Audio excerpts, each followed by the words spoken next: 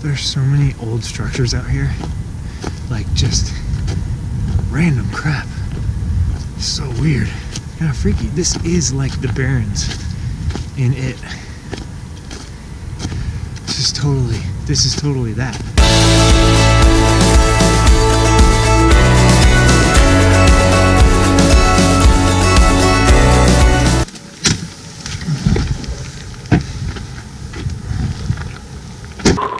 Hey, what's up, guys? Oh no, it's like, shoot. What's up? It's Saturday morning, and I'm at the Tipping Amphitheater, and it is like raining / snowing. It's seriously 23 degrees right now, and this is like a freezing rain. I'll show you.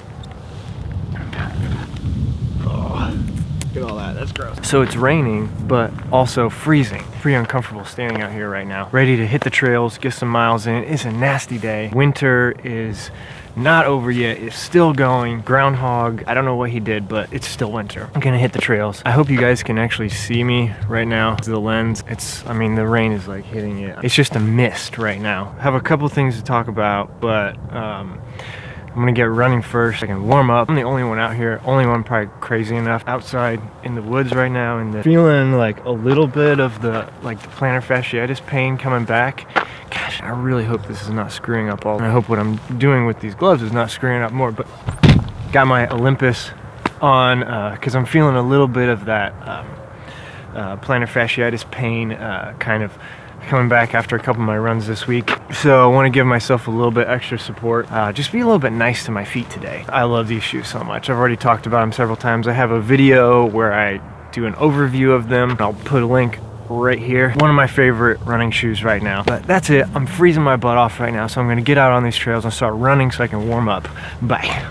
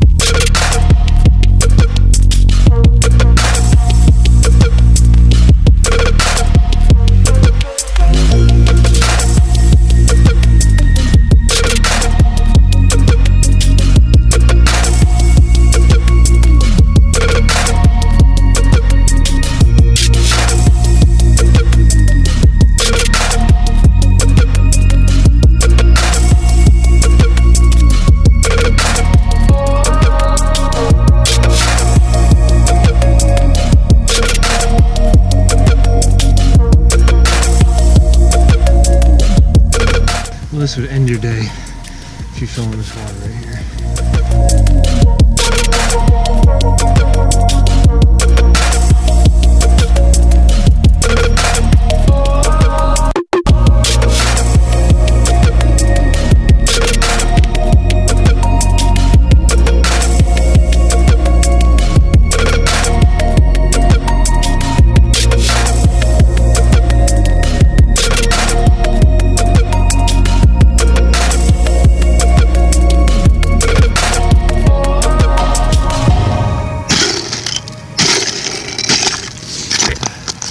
Look like that, the whole river, and came out here and took some cool pictures.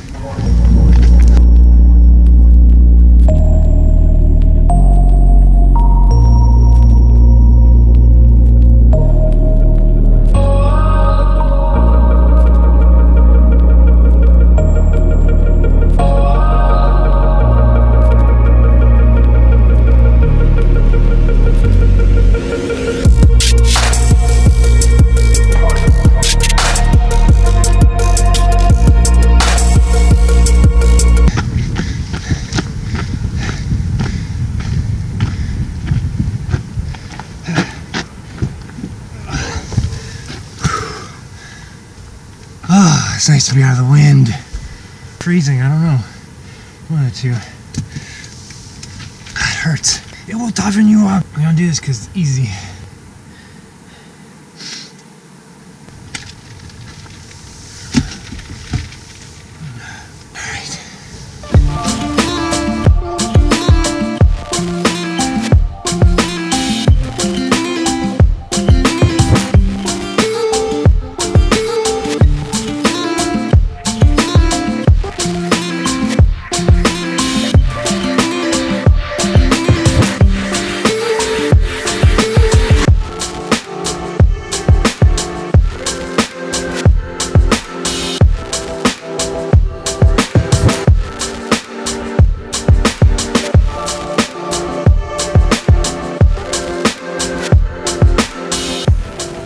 We meant to keep something in or out.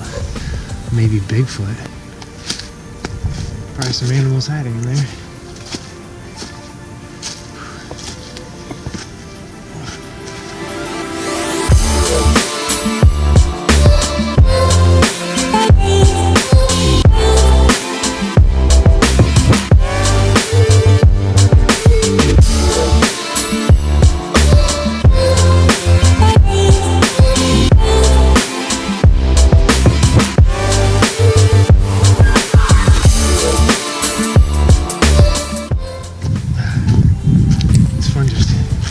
Coming down to these areas and just exploring.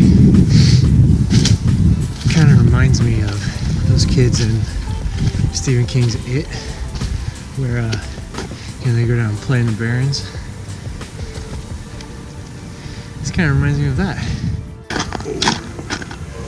Shoot, this is ice. I just broke through that ice right there. I just broke through that ice.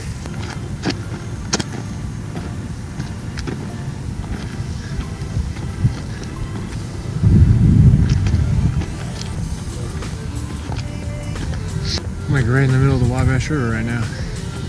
Looks to be low enough. Just kind of half expecting to see a freaking clown right now.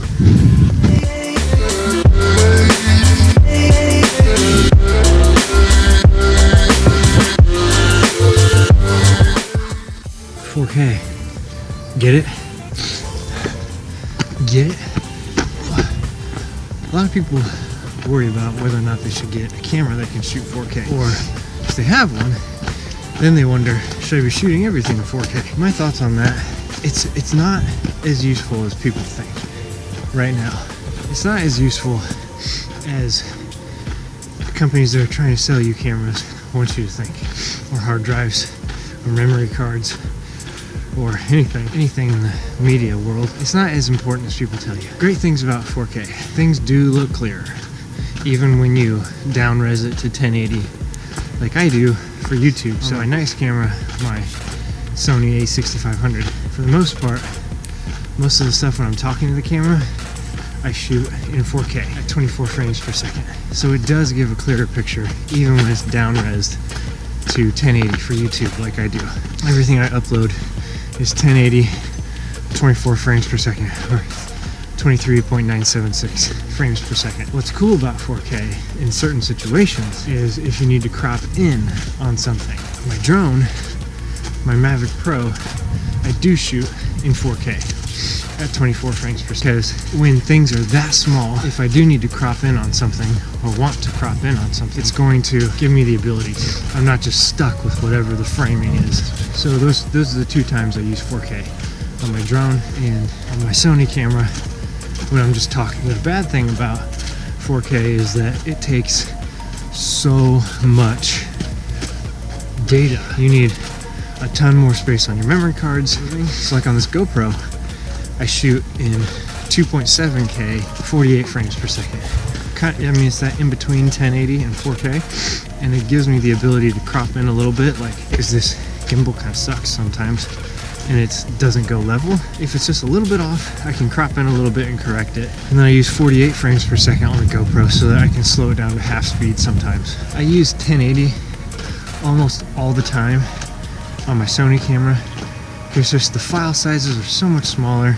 I'm never uploading to 4K, so I don't need 4K on everything. So shoot 1080. It's just a better way to work nowadays because most people are watching these videos on their phones. Even if you're watching it on a TV, most people don't have 4K TVs right now. So it's just pointless at this point, unless your audience uses 4K monitors or has a 4K TV. There's really no point in uploading things to YouTube in 4K, like, unless you're doing professional stuff and you're getting paid for it. Like, that's totally different. For the most part, for what YouTube people do, or like if you're looking to get into getting a camera to do some stuff like this, like just film running around or film your family or something, or just little small projects, don't worry so much about getting a camera that has incredible 4K, because for a couple years you're gonna be safe with getting a camera that does 1080 really well. So that's that. I don't know if that was super long and boring, sorry. Any of you that are looking into camera stuff, or if you do video, hopefully that helped. Hopefully that was sort of informative. That's how I work. That's my whole thing. No secrets. That's how I do it all. So now you know. And now you can go out and make some cool videos too. So I think I'm gonna do one more lap after this. Try and hit 10 miles today. It's only February. Last year I didn't even run a step until April 1st. Feeling good about where I am right now. I'm gonna run up to the car, which is not very far away, get something to drink, go out and do another lap. Oh, here we go.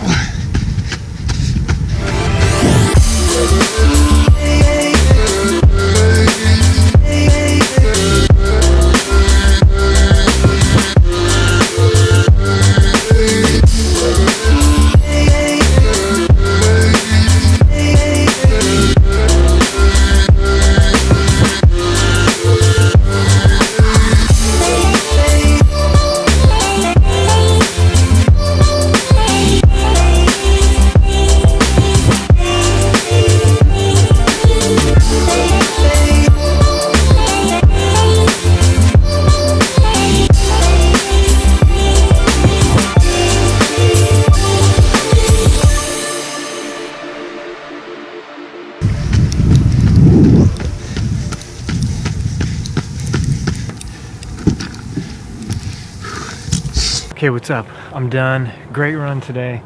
Ended up going 11.5 miles. I was having a good time out there, so went a little bit farther than I thought I was gonna go. I was planning on 10, but the freezing rain was definitely like an issue. I think gloves kept getting wet and cold, but overall, awesome run out here. Just freezing my butt off out here in the woods.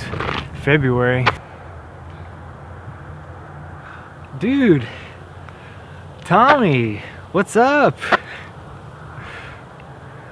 Oh my gosh. What's up, Tommy? See you at Run Rabbit Run. That's awesome. Okay, so my friend Tommy, who I ran Grindstone with, he was in the lottery for Cascade Crest 100, and that lottery happened this morning, and apparently he didn't get in, but then he signed up for Run Rabbit Run, so that's awesome. Gonna have a friend out there. Tommy, that's awesome, man. Cool. Us Midwestern crazies are going to be running around the mountains in Colorado, probably dying because we can't breathe. We can't wait to bounce ideas off you, see how your altitude training is going. If anybody has any experience, let me know. But as far as what I'm reading, it sounds like the mask does not work, so I'm not going to waste a bunch of money on that. It sounds like you just have to be as fit as possible before you get up in those mountains. Going to Leadville 4 weeks before Run Rabbit Run will be a really good test of just like how I handle it, because Leadville is going to be like 2,000 feet higher in a lot of spots. Run Rabbit Run only gets up to like 10,500, 600, something like that. The race starts at 6,000. The whole thing is not super high, like maybe like 30 miles or so. I think I said that in a video before. I think I looked at that. Like 30 miles is like around 10,000 feet or above. And holy crap, it's freezing out here. So there's a lot of people out there, and people say to me like stuff like, a lot of people think that you shouldn't take breaks, but I really think it's a good idea to take extended breaks. You have to reset. Like if you don't ever reset your body, you're gonna run yourself ragged. So like November, December, January, I didn't run that much at all. Like January, and this is like embarrassing, but I'm just gonna put it out there, because I'm not some like superstar professional runner. I'm just a guy who has a family and 3 jobs, and I seriously do. And I'm just out here trying to have fun. But in January, I ran like 36 miles. Yeah, that's embarrassing. It was kind of the end of my 3 months of downtime. The weather was awful. Our electric bill was like $450 in January. It was like under 10 degrees for like 2 weeks straight. So it like, I did not want to be outside. That's me kind of being vulnerable right there. But yeah, and obviously, like if you guys watched any of my grindstone training, I was doing like 50, 60 miles, almost 70 miles a week. You just gotta have some downtime. Don't be afraid of running slow.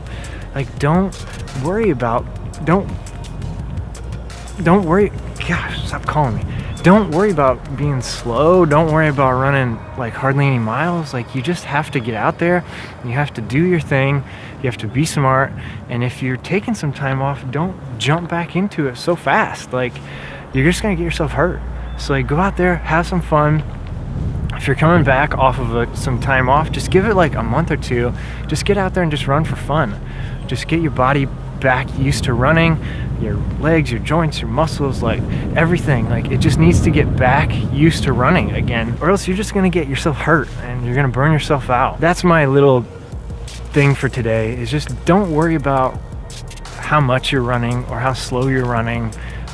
It doesn't really matter, like unless you're a professional. Like if you're out here to have fun and you're running, you know, 5Ks or 10Ks or 50 milers or 100 milers just for fun, do what you can. Don't worry about it.